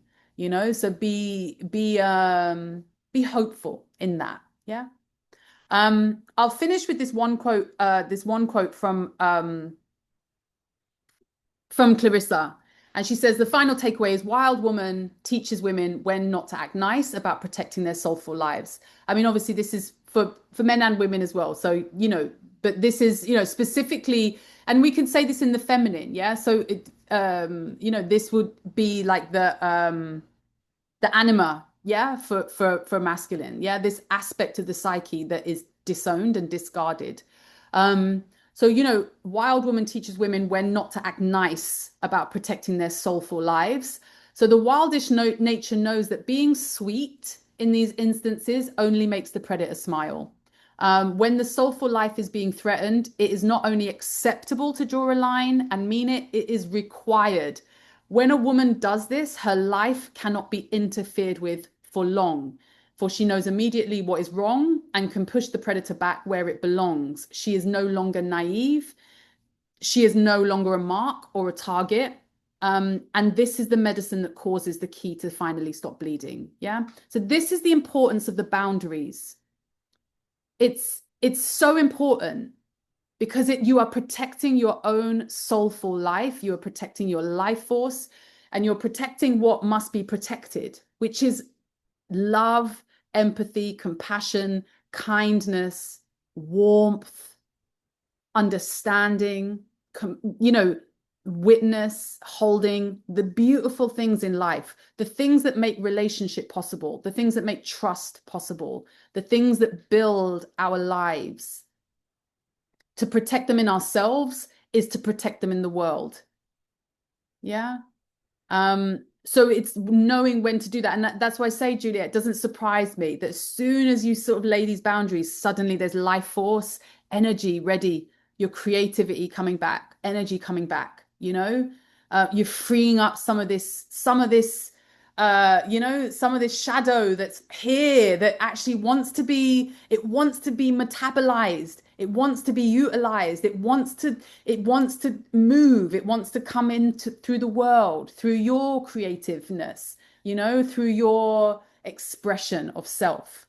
It wants to come through, and we must put the predator in its place. And sometimes that predator, it's really interesting in the book, she talks about it. It might be someone, it might be an external, but oftentimes the external, the person that's outside of us, is actually a mirror for something inside. Where in us is the predator? Where in us is the life negating force that says, this is what I deserve. This is as good as it gets.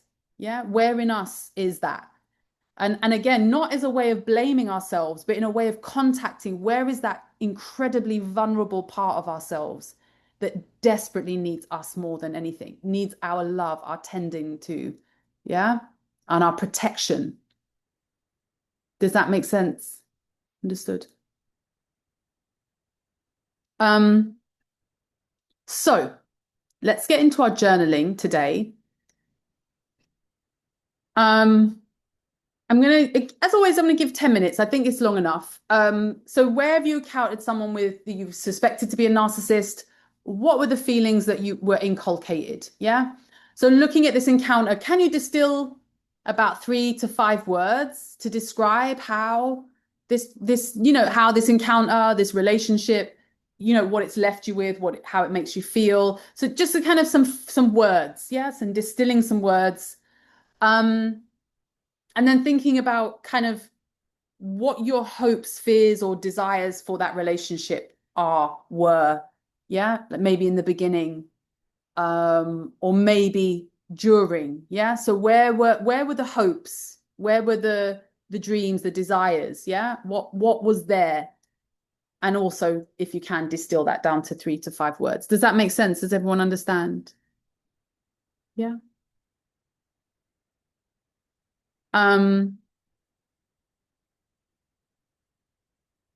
Okay, I'm going to give 10 minutes.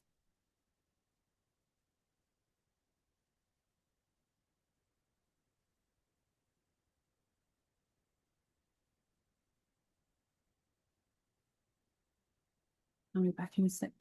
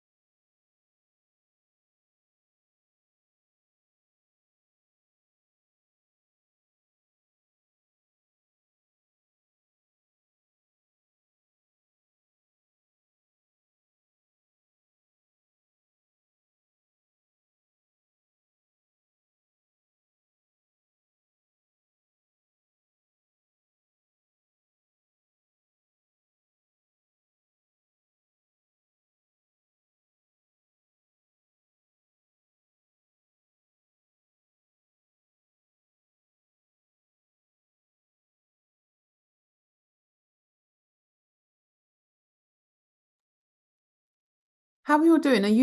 Is everyone finished? Some of you finished, some of you still working. There's no rush. Is everyone finished? I just noticed, I just wanted to check because I was like, um, does anyone else need more time?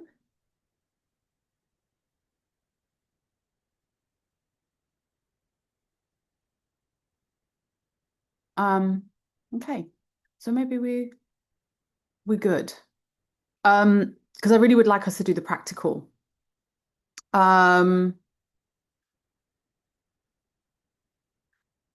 So, oops.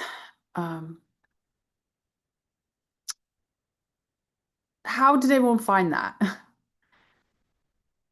Yeah, I'm gonna do the practical. Let's do it together. Does anyone want to volunteer? Does anyone else want to use their so we're going to look at some of the words that arrived from the exercise. And so we're going to use them to maybe just see if we can use it to kind of highlight maybe some of our own shadow material, basically. Yeah, so we can invite more healing and wholeness into our lives. Again, not to berate ourselves and beat ourselves with a stick and take on more blame than we need to, but as a way of actually, where do we need to tend? What parts of ourselves leave ourselves vulnerable? Yeah. Does anyone?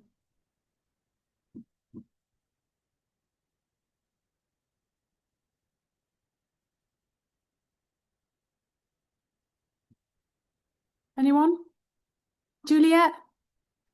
I want someone else to talk. I'll talk. I mean, I can talk, but I mean, I don't want someone else a chance. Well, you are available. Let's do it. Let's yeah. It's fine. Words. Yeah. So let's What go back. feeling? So let's Yeah. go back. So yeah, what feelings were inculcated? So by by this kind of encounter with somebody like this. What I noticed in them. No, what you so you've encountered have you so I guess you've encountered someone that you suspect to be a It's difficult narcissist. like I mean to pick one, to be fair, but yes. Okay. And so what feelings were inculcated? But in you? Me. Mm-hmm. Oh.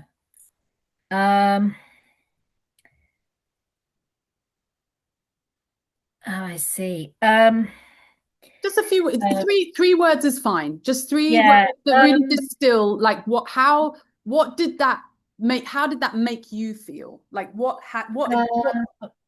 it's uncomfortable. Uncomfortable. Mm-hmm. What's the word? Unsure. Mm-hmm. And worried. Uncomfortable, unsure, and worried. That's very unsettling energy. That's a very kind of insidious, subtle. Yeah, I mean, this is not obvious. So this is not a definite, this doesn't feel like a kind of very bodacious, obvious kind of encounter. This feels like it feels a little bit more subtle and insidious that got under the skin. I feel like, I don't know, those words make me feel very yeah, uncomfortable, unsure, and worried. And so where were your hopes? Where would you say in you? So which question was that were you asking me for? So that was it's kind of 1 and 2. So 1 is kind of a chance to reflect on a relationship. Okay, so I wrote for 2. I wrote bad taste in my mouth, tension, fear, and vulnerability.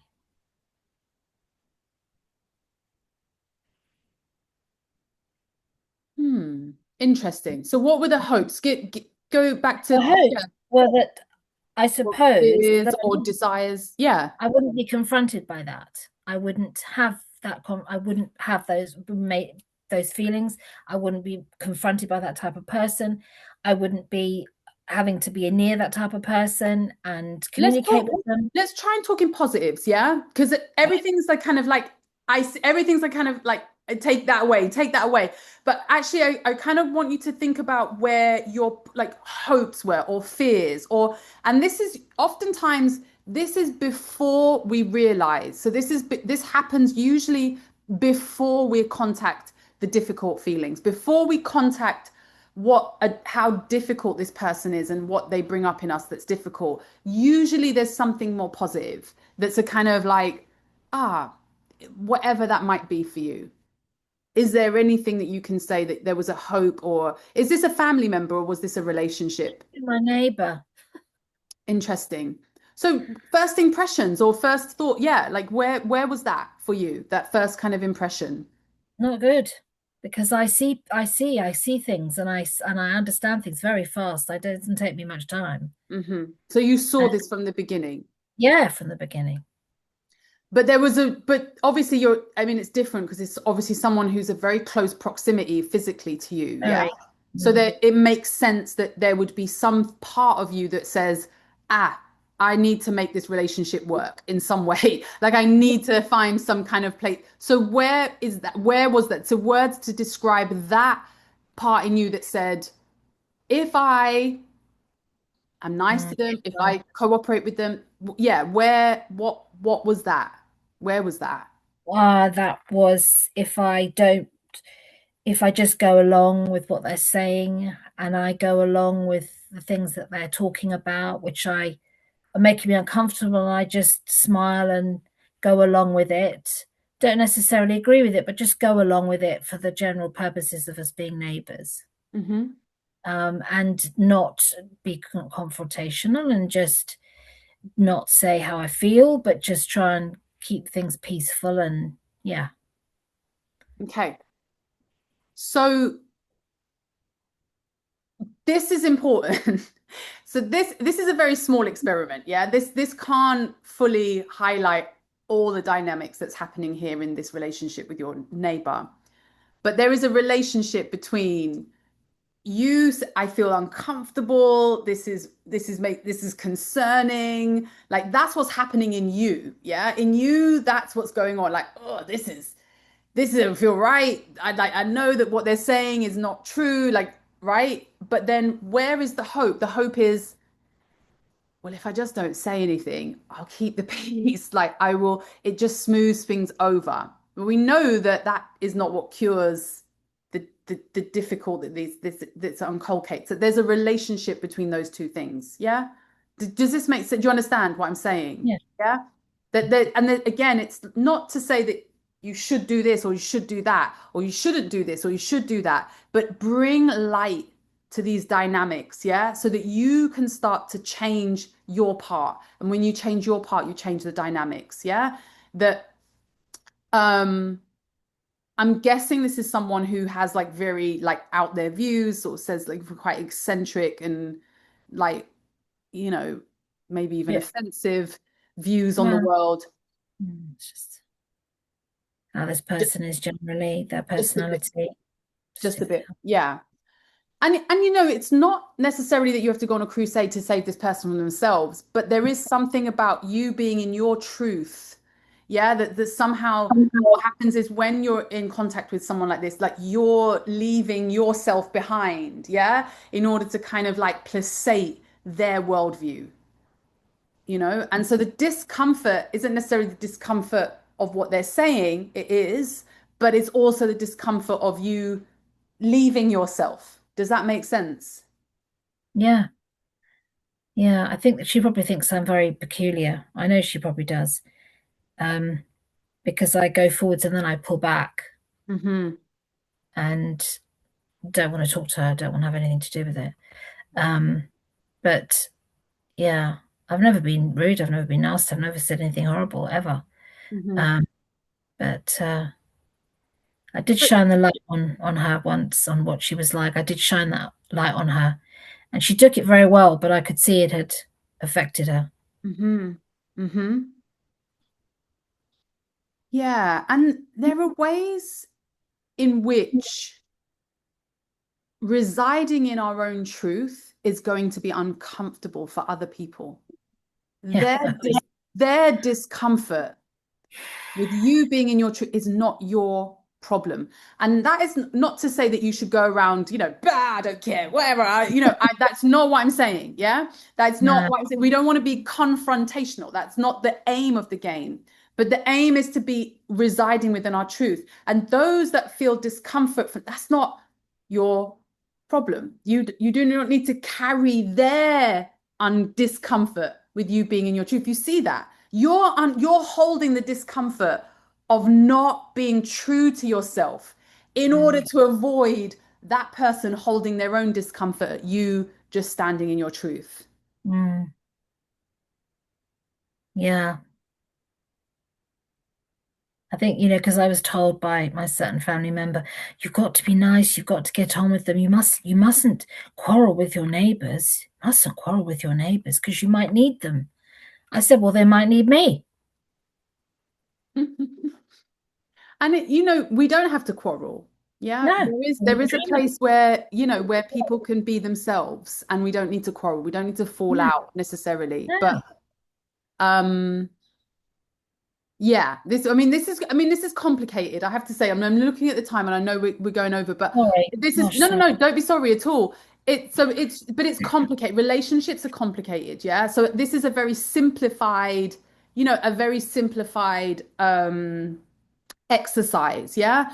But to help you make those connections, yeah. So where you see, is everyone all right to go 5 minutes? Is everyone just all right to just continue for 5 minutes? Because I know this is our last class. Yeah, Alison, do you want to just jump in? Yeah, please. Yeah, just exactly what you're saying at the end. This is the predicament I'm in lots of relationships. It's understanding, seeing what's going on, then, yeah, me holding their discomfort instead of them holding it.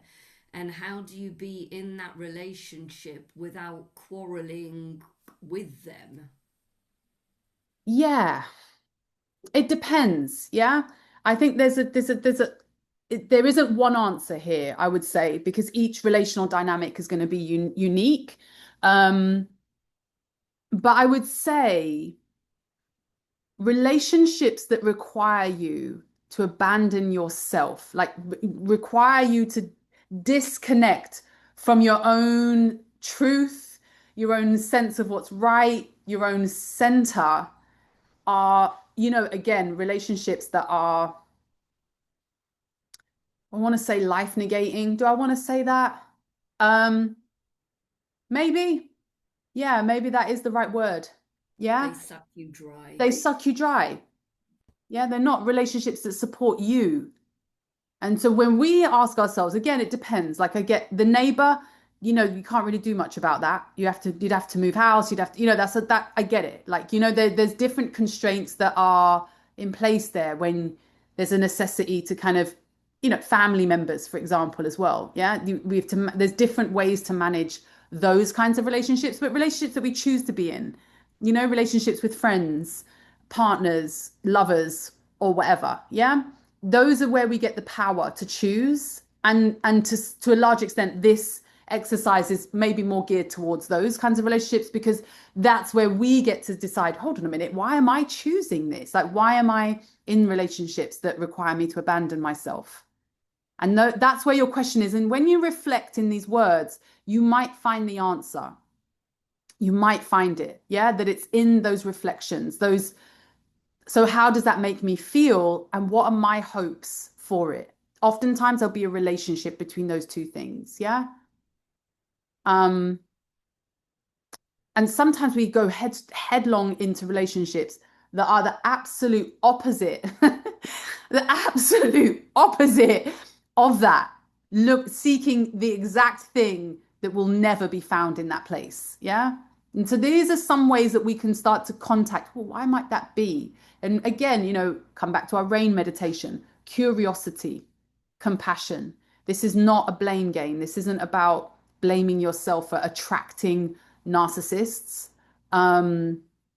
This is about using these dynamics to bring more awareness to yourself, because this is where your own empowerment lies. Yeah. Okay, we've gone way over and it's our last class and I'm very sad about it. So this is our homework. I'm going to send this to you. So there's a podcast by a guy. It's called Maybe You're the Narcissist, which is it's a very controversial title, but it's excellent podcast. I think explains it way better than me in terms of this kind of attachment wound, how it shows up, and how it can show up in relationships, and a little bit more about how we can turn that into a opportunity to empower ourselves. All right. And obviously read Women Who Run with Wolves. I couldn't recommend that book enough. But I'll send you all that information, of course, as always. And so any final just reflections? I mean, I know obviously some of you have shared a little bit more about kind of what this course has given, but any just sort of final reflections, because I know this is our last class. I just want to say from my perspective, it's been wonderful. Like I'm really yeah, it's just been really enjoyable. I feel like you've all been really engaged. You've asked great questions, and you've really engaged with the material with the open heart and mind. And I'm really pleased to hear that it's had some effect, that's shifting, that something's positive. This is why I do this course, and it means the world to me. So I just want to thank you all for showing up, being committed. Yeah, it's just been wonderful, really wonderful to share this material, this time with you, and just thank you. But if there's anything you want to share before you go, you know, I am open. I just want to say thanks to you, Shaka, for your always imparting your knowledge and all the different views and the way you describe things. I think you gave us a lot of extra info just besides some of the slides that you created. So I really enjoyed that, and it was very valuable as well. Yeah, it's nice to meet. Obviously, we didn't really see everybody, but nice to meet the people that we did have the class with. They came regularly and things like that. And yeah, I'm gonna say I enjoyed it myself, and I'm grateful that I chose to do it. So yeah, thanks Awesome. everybody. Thank you, Siobhan. Thank you for showing up. Thank you, Juliet. Just thank you, all of you, and just, you know, keep it up. Like keep up your curiosity, the development, believe in yourselves, trust in yourselves, you know, more than anything. You know, I hope that that's what this course has given you. Yeah, truly. Thank you. Thank you very much. All right. And I'm here if you have any questions, but I hope Yep. I will see you again soon along the way. All right. All the best. Thank you, Shaka. Bye, Bye, everyone. guys. Thank you. Bye. Bye.